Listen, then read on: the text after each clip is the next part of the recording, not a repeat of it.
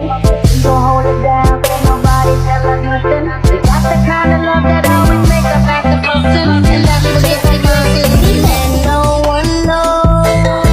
Baik, perkenalkan, nama saya Brian Mitra Putra Halawa dari EMA 8. Di sini saya akan menjelaskan tentang hakikat bahasa. Bahasa merupakan sistem lambang bunyi arbiter yang digunakan oleh suatu masyarakat untuk bekerja sama, berinteraksi, dan mengidentifikasi diri. Kata lain, bahasa adalah suatu sistem yang dalam praktiknya membantu manusia. Bahasa mempermudah manusia dalam melakukan suatu hal dalam kehidupan sehari. Bahasa Indonesia juga memiliki fungsi yang sama, yaitu sebagai media yang mempermudah manusia dalam melakukan segala suatu hal yang dalam kehidupan sehari-hari. Bahasa Indonesia juga memiliki fungsi yang sama, yaitu sebagai media yang dapat membantu kita untuk berkomunikasi. Namun secara spesifik, bahasa Indonesia adalah salah satu bahasa yang dalam membentuk memiliki sejarah yang panjang.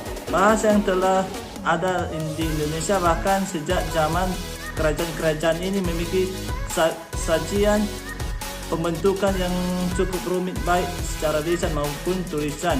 Perkembangan bahasa Indonesia lisan maupun tulisan berkembang pada saat terbentuknya, yaitu 28 Oktober 1928 bersamaan dengan momen Sumpah Pemuda.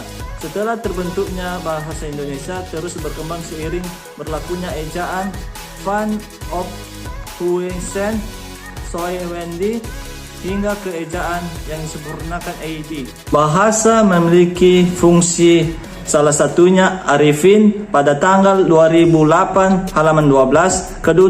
Kedudukan bahasa Indonesia memiliki fungsi berikut. 1.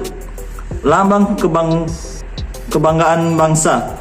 Bahasa Indonesia mencerminkan setiap nilai yang dimiliki oleh bangsa Indonesia. 2. Lambang identitas nasional. Bahasa Indonesia merupakan identitas ataupun jati diri dari orang-orang atau penduduk Indonesia. 3. Alat perhubungan antara warga, daerah, dan antara budaya. Bahasa Indonesia menghindarkan segala aktivitas yang dapat menimbulkan kesalahpahaman di tengah masyarakat yang menjemuk. Dan terakhir, 4. Alat pemersatu suku, budaya, dan bahasanya. Bahasa Indonesia mempersatukan setiap suku-suku di Indonesia yang memiliki bahasa dan kebudayaan yang berbeda dengan total ratusan daerah. Atau bahasa Indonesia mempunyai bahasa yang menyatu. Bahasa Indonesia kemudian masuk ke dalam 3 kategori, yaitu bahasa pemersatu, 2 bahasa resmi negara, 3 bahasa internasional. Baik, kita akan menjelaskan dikit tentang materi bahasa pemersatu. Gimana bahasa Indonesia pada awalnya diikarkan oleh para pemuda kembali pada tahun 1928 pada tanggal 28 Oktober 1928. Dalam Sumpah Pemudanya yang berbunyi, "Kami Putra dan Putri Indonesia mengaku bertumpah darah yang satu, tanah Indonesia." Kami putra dan putri Indonesia mengaku bertumpah darah yang satu, tanah Indonesia. Kami putra putri Indonesia mengaku berbangsa yang satu, bahasa Indonesia.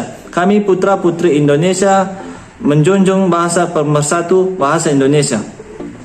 Dengan sangat jelas bahasa Indonesia pertama kali digunakan atau diikarkan sebagai bahasa pemersatu di kehidupan kita sehari maupun di duniawi. 2. Bahasa resmi. Bahasa resmi negara menjadi bahasa resmi yang digunakan selama 54 sejak ditetapkan pasal 36 Undang-Undang Dasar 1945 pada tanggal 18 Agustus. Bahasa internasional. Bahasa internasional sebagai bahasa 3. Bahasa internasional.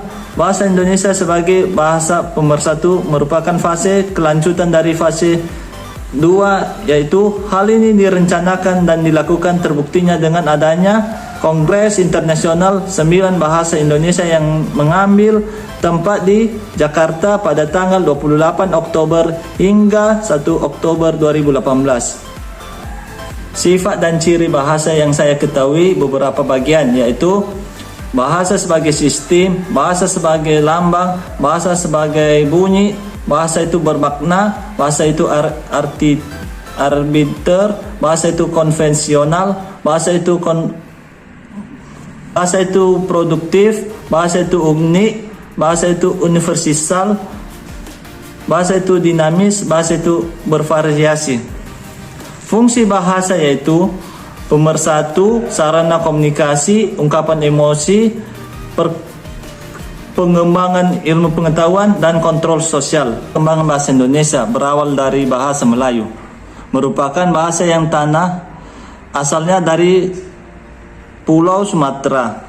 Bahasa ini memiliki daerah sebaran yang cukup luas di Indonesia seperti Provinsi Sumatera Utara, Jakarta, Jambi, Kalimantan, dan NTB. Fungsi bahasa Melayu ada beberapa 4 bagian, yaitu bahasa kebudayaan, bahasa perdagangan, bahasa perhubungan, bahasa resmi kerajaan. Agar tidak terjadinya imperialisme bahasa Melayu diubah menjadi bahasa Indonesia. Sumpah Pemuda terdiri 3, yaitu bertumpah darah yang satu, tanah Indonesia. 2, berbangsa yang satu, bangsa Indonesia. 3, menjunjung bahasa pemersatu, bahasa Indonesia. Peristiwa-peristiwa penting yang berkaitan dengan perkembangan bahasa Indonesia antara lain ejaan Van Koinjen, ejaan Republik, ejaan bahasa, ejaan bahasa Indonesia. Peristiwa penting yang mempengaruhi perkembangan bahasa Indonesia yaitu Budi Utomo, Serikat Islam, dan Balai Pustaka. Baik, sekian yang saya jelaskan materi dari hakikat bahasa dan sejarah perkembangan. Sebelumnya saya mengakhiri materi ini, jika ada yang berkurang berkenan di hati kita atau ibu, mohon maafkan.